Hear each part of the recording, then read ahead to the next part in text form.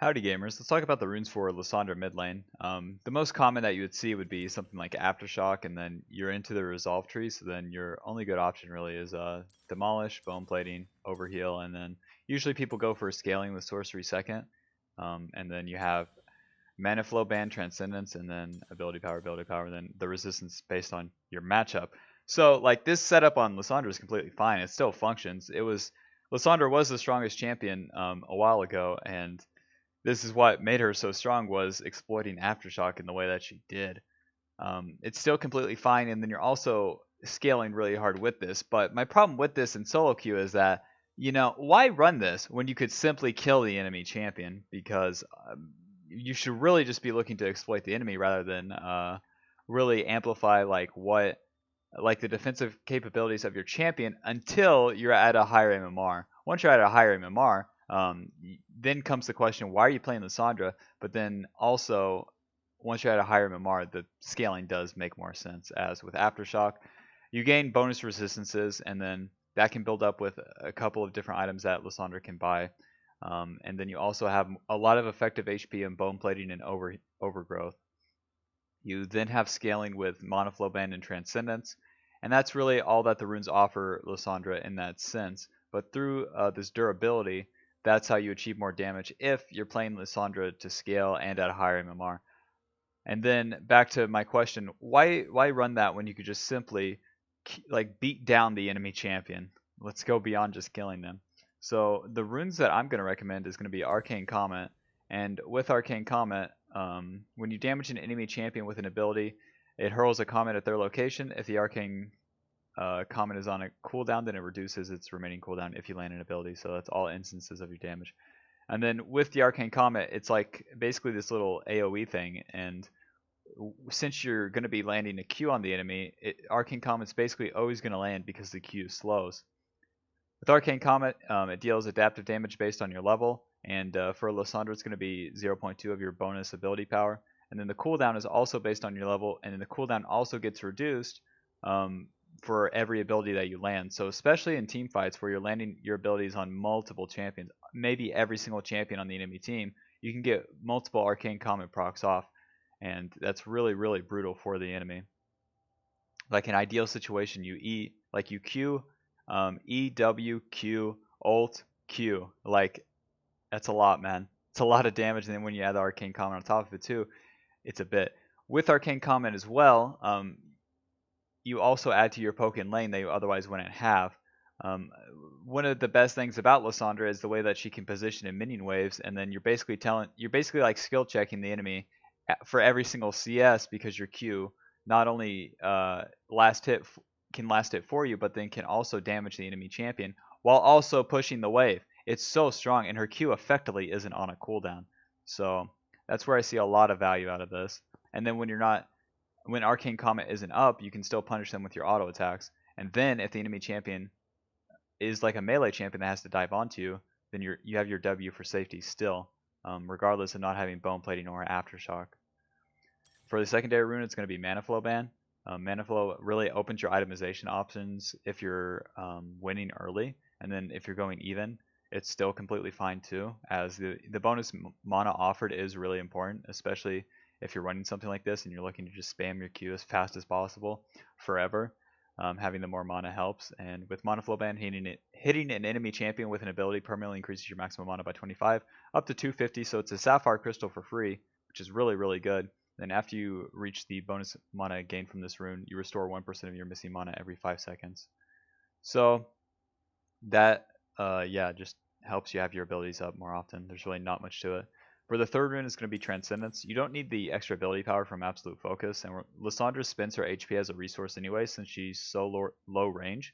It's harder to have the ability power bonus from Absolute Focus up as often because you have to be above 70% HP to have it, and the amount of ability power offered isn't really that crazy.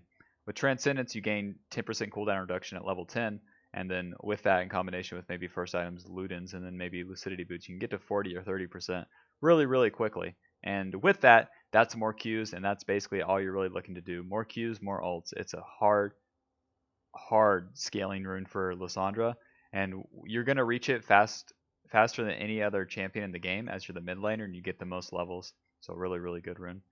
For the fourth rune, I'd recommend Scorch. Since you're running Arcane Comet, in combination with Scorch, you just simply have more damage on your Q every time you land it. So with Scorch, your next damaging ability hits an enemy champion will just deal more magic damage based off your level, and then it's only on a 10-second cooldown. So really, basically every single time you have an opportunity to land a Q on the enemy, you're just simply going to be dealing more damage with it because of Arcane Comet and Scorch. And then with that, you just have a much more brutal laning phase, especially against weaker opponents. And if you're playing solo queue, I think that's how you should be looking to do it. Really exploiting them. So for the secondary runes, you have good options in Inspiration. You could take a lot of things in Inspiration. You could take Free Boots, Futures Market. This would make your mid-game power spike a lot stronger. If you're playing into control mages, I think you should look to run this. As with Futures Market, you want Futures Market so they can get Lost Chapter before the enemy control mage, because if you come back to lane with a Lost Chapter at a timing that they can't, then you're simply winning the lane, and you can keep them in the lane for as long as you want.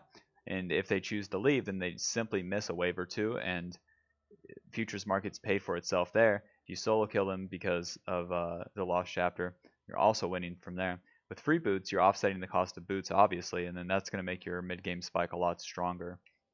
In combination with Lost Chapter, they work really well, as with Lost Chapter, you're investing the gold early and you're going into debt, but then with Free Boots, you're offsetting the cost of boots. So it's like you go maybe go like 50 to 100 gold in debt for the Lost Chapter, but then you save 300 gold with the boots versus the lane opponent. If you're into a melee matchup, you can go Perfect Timing and then Cosmic Insight.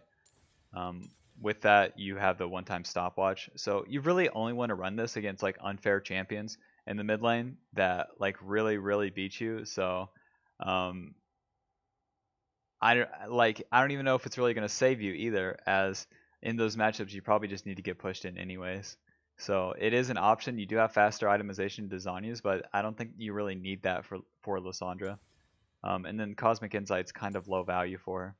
I think you're better off going something like Biscuits and Time Warp Tonic, actually. With Biscuits and Time Warp Tonic, you have a lot of bait potential for melee champions, as with Biscuits, you gain a total biscuit every 2 minutes until 6. The biscuits restore 10% of your missing health and mana. Consuming a biscuit or selling it permanently increases your mana cap by 50. So with this, it helps you in all-ins where you can have the extra mana to cast another ability that you otherwise wouldn't be able to.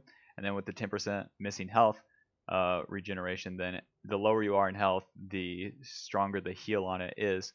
So whenever enemy jumps onto you, then using this in combination with Corrupting Pot would just make you healthier a lot faster. In combination with Time Warp Tonic too, consuming a potion or biscuit grants you 50% of its health and mana regeneration immediately. So with that, even though you could be at like 40% HP, say against like an Irelia, as she would look to dash on you, then you could use the Corrupting Potion, Health Potion, or the biscuit immediately, and then you're just at a higher amount of HP, and then with that makes things a lot safer for you, and also puts the fight like more in your favor, because if the enemy champion can't kill you, then you're probably winning against them as Lissandra, since you have so many control tools. So it's a really strong tool, especially against enemy laners that like need to kill you. And that's really it. Something like Precision Secondary with Presence of Mind, and then like Coup de Grace would be kind of wasted, as you don't need the extra mana, and then you also don't need the more damage against lower enemies. Something like Cheap Shot and Ultimate Hunter is also pretty wasted, as yes, you could be dealing more damage with the Cheap Shot, but Ultimate Hunter, the cooldown is like you're taking like 5 to like 10 seconds off your ult, which like Transcendence is already going to be doing a good enough job at that, and then you're also itemizing CDR early anyways. You could run Domination second in a lane that you naturally win anyways, so think about maybe a champion like Akali, where you could run you could start Sweeper level 1, and then you could run Zombie Ward and Cheap Shot. With Cheap Shot, it's going to be giving you a lot of damage, especially into the melee matchups where you're guaranteed to like get an auto attack after your Q. Damaging a champion with impaired movement or actions deals bonus true damage based on your level, and it's only on a 4-second cooldown, so pretty similar to Arcane Comet and Scorch. It's just going to be giving you more damage every time your Q is up, so that's pretty insane.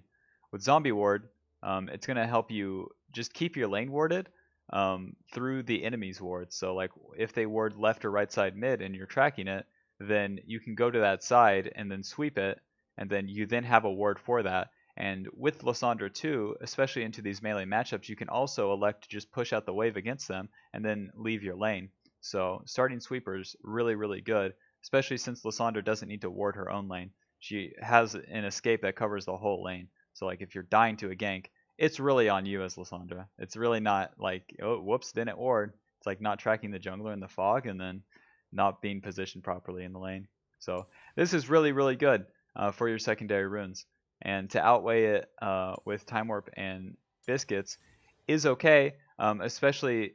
So basically, I think if you're playing into a melee matchup, I think you should run Domination with Cheap Shot Zombie Ward, as it gives you more damage. But then into a matchup like Syndra, basically control mages, then you should look to run Biscuits and Time Warp Tonic, as it's going to make your laning phase